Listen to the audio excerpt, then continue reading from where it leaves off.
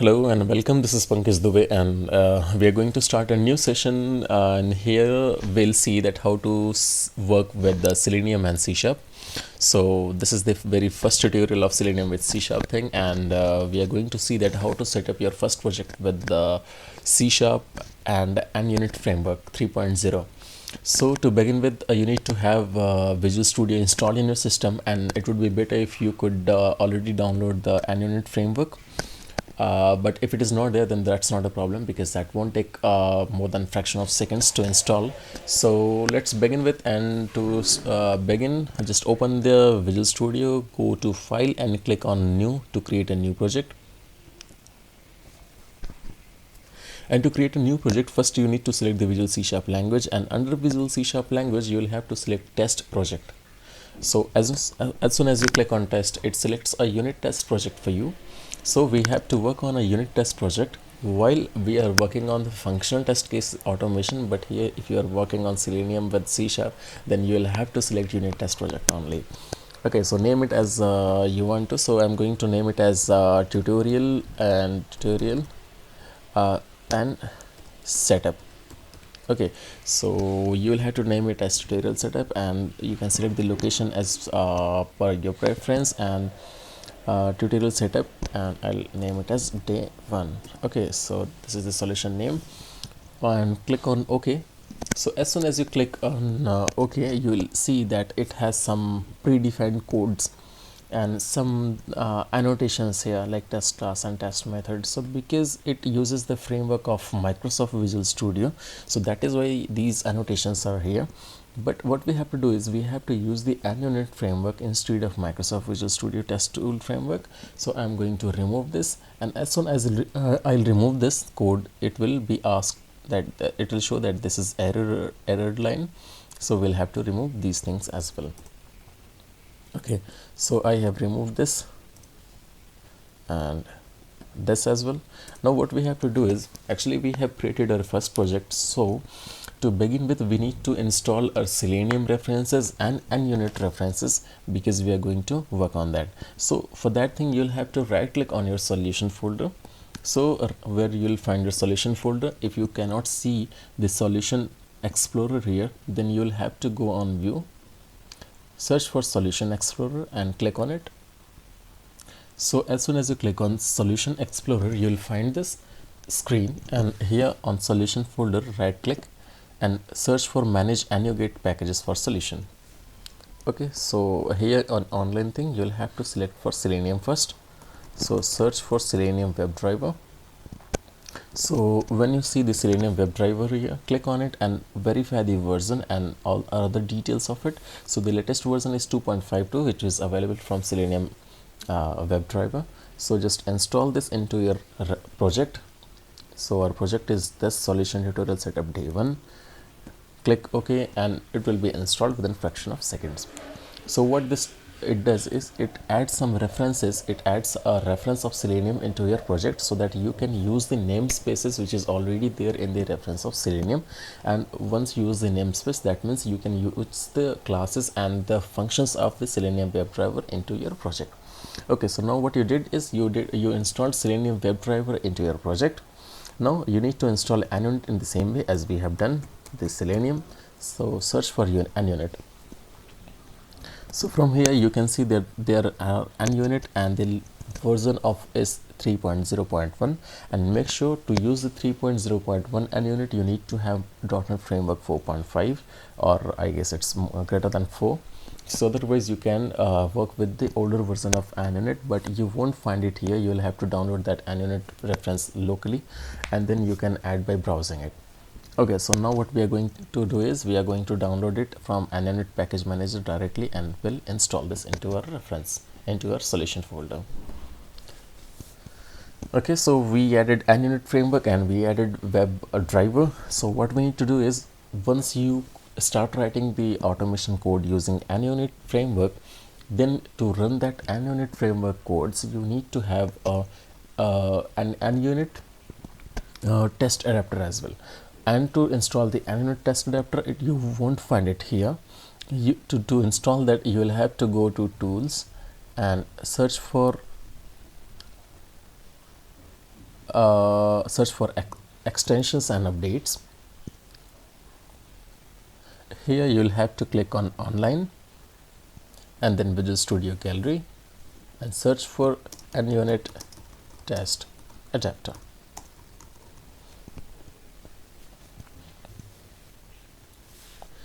Okay, so here you can see there are two NUnit test adapters. One is NUnit 3 test adapter and second one is NUnit test adapter. So if you click on it, you will see that the version of it is 2.0 something, but we have created our project using the NUnit 3.0.1. So that means you won't be able to run that by downloading and installing the version 2.0 test adapter. Okay, so to run that code, you will have to install NUnit 3 test adapter, and it is already checked because I have already installed in my machine. But you'll find an install button here, and you'll have to click on that, and that will install that throughout your Visual Studio. So that means whenever you will create any project, this will automatically work on that. But NUnit 3 test adapter will be automatically work for everything, but for every solution you will have to download and install WebDriver and NUnit 3.0 from here. Otherwise, you can do one thing, you can find it here as well and you can install it. Okay, so now we are done with the setup. So I have already make a note of it here so that you can use it for further reference. What we did is we have created a unit test project. Okay, and we clicked on the right click on your project in Solution Explorer and clicked on manage NuGet packages. So what we did, we went to Solution Explorer, we find here manage NuGet packages and for solution. So just we clicked on it and we found WebDriver and NUnit, and we installed that into our project. And after installing that, we installed Selenium WebDriver, we installed NUnit, and after that we went to tools and then extension and updates and installed the NUnit test adapter version 3. Okay, so now what we have to do is we have to understand the concept of NUnit framework.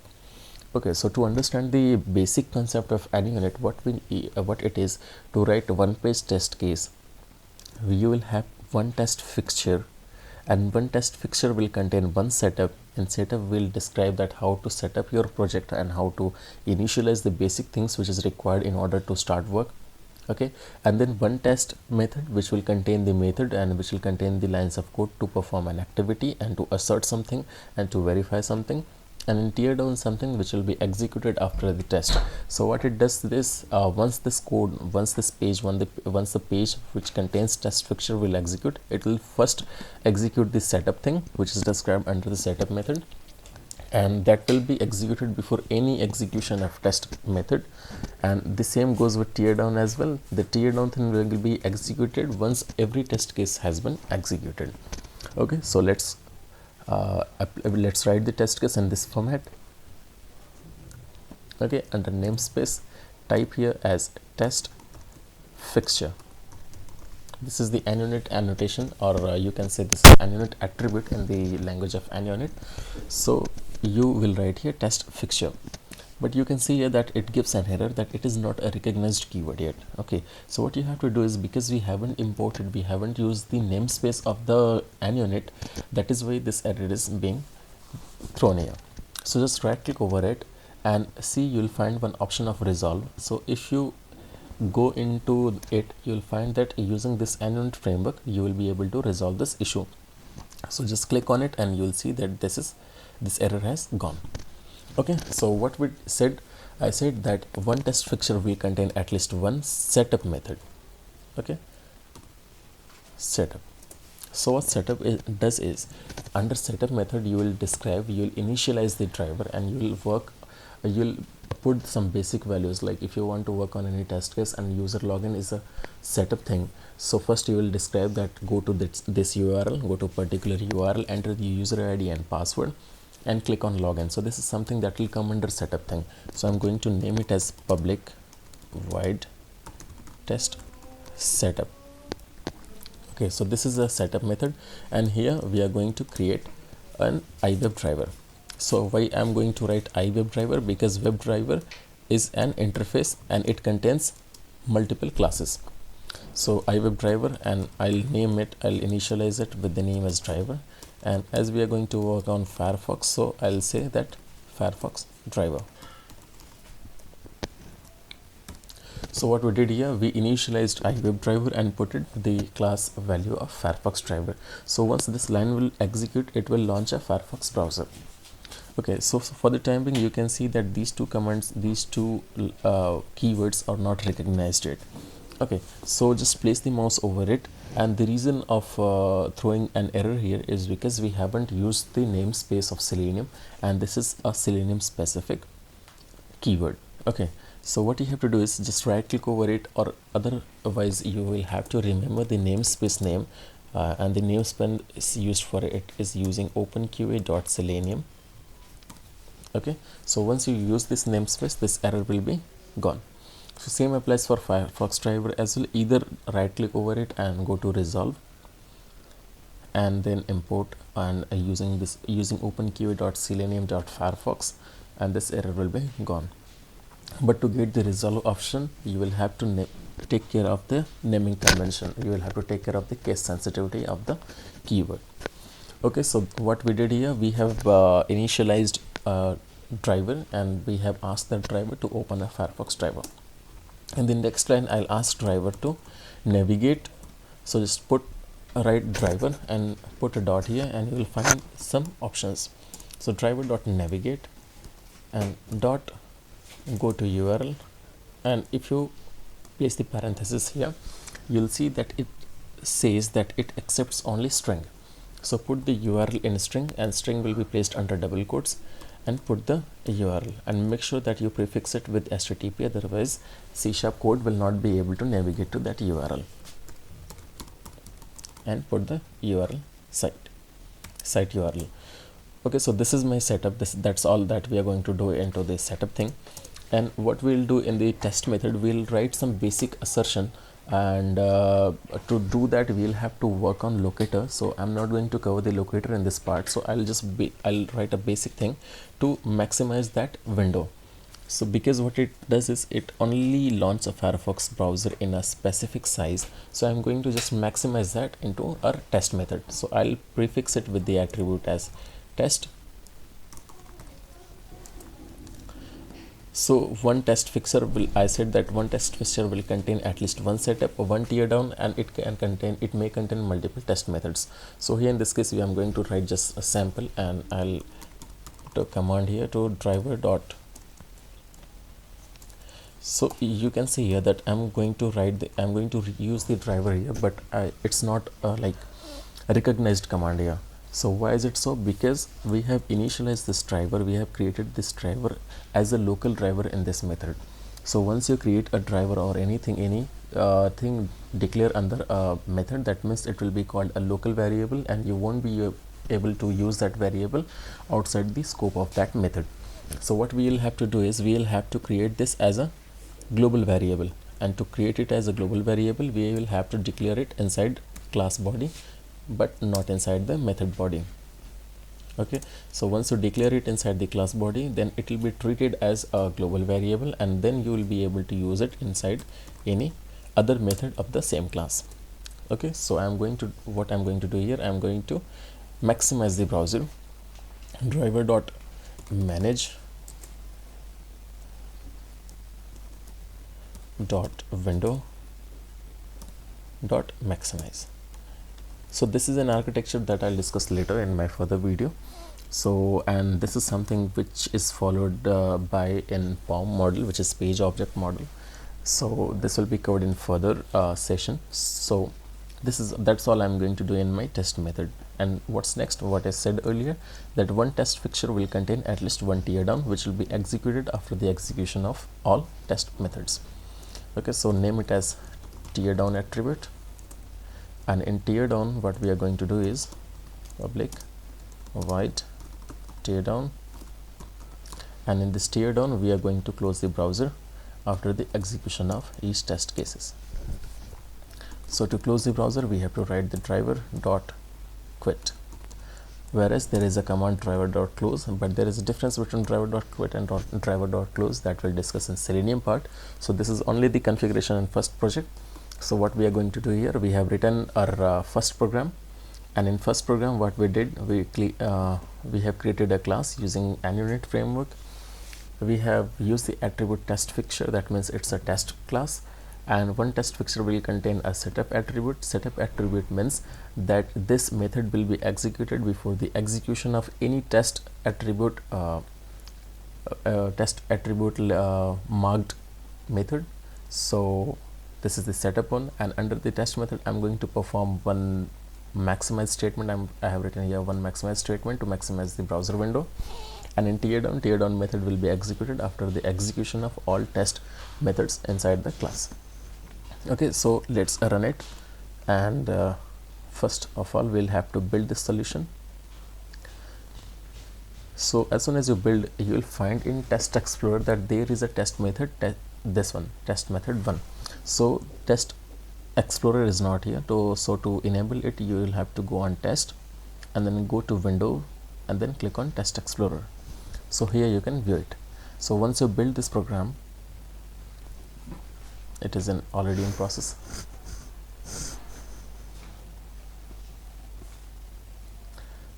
Okay, once the build is successful, you will see that your test method is right in the test explorer. You can see here that there are some other methods too, like test setup and teardown, but it is not visible here. That and which is happening because we have linked it with an attribute setup and teardown, which is not a method, but this is something which will be executed before the execution of all test methods and before and after the execution of all test methods. So there is only one test method called test method 1. So this is which is being shown here. So let's run this and let's see what happens. We are going to debug it so that if we encounter any problem, it will display us the exception. So let's debug it and analyze what happens. So first it will go in setup and it will initialize the driver with Firefox. It will navigate to the Gmail, and then it will go into test and it will maximize that window, and then in teardown it will close the browser.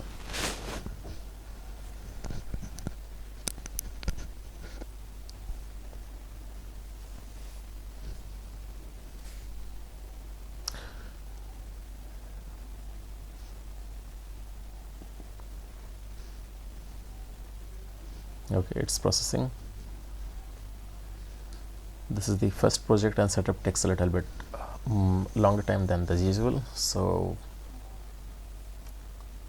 let's just wait for it.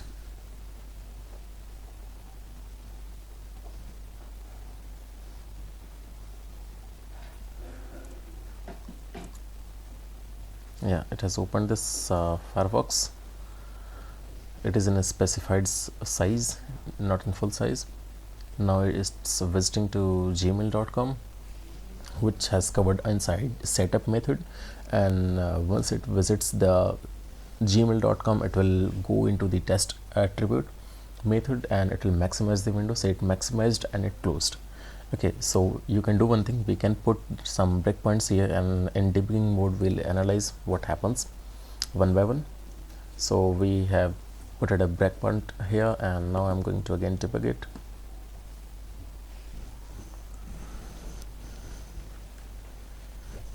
So in debug mode you can actually analyze that what is happening in each line of the code. So especially for the beginners, putting and running your program in debug mode is quite helpful, and that is how you will be able to encounter that where the problem actually occurs. Okay, so it executed till here, and now you can see there is a yellow arrow key here at this line of code. So put F10 to go further. Okay, what it does is it initializes the driver with the new Firefox driver, and now the arrow key is on this to initialize this. Press F10, and now it will launch the Firefox browser. So just keep watching here, although it will open the browser on the main window in front.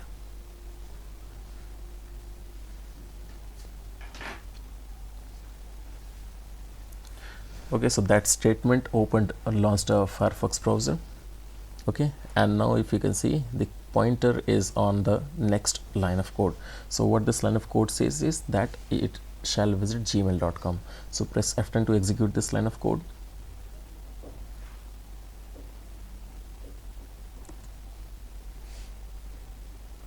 and now the browser is visiting gmail.com. Okay, so that is all executed inside this setup method, and now it will go under test method and it shall maximize that window. So you can see that yellow key is right there. Okay, and once you press the F10 it will maximize the window. Okay, so it maximized, and now it goes to teardown. So what teardown will do, teardown will quit the browser and it will pass the test case. Okay, so now the browser is closed, and just press F10 to continue and close the program. So now you can see here that one test method is passed. Here you can see the result, one test case is passed, and that is how you have passed your one test case. And this is how you will configure your Selenium with C# and NUnit. And this is the naming and attribute fixtures of NUnit that we'll cover later in a separate video, which will cover complete features of NUnit and how to generate NUnit 3.0 reports. That will be covered and in my next video. So that's all from the basics point of view, and for further detail please watch my next video. Thanks for watching. Have a good day.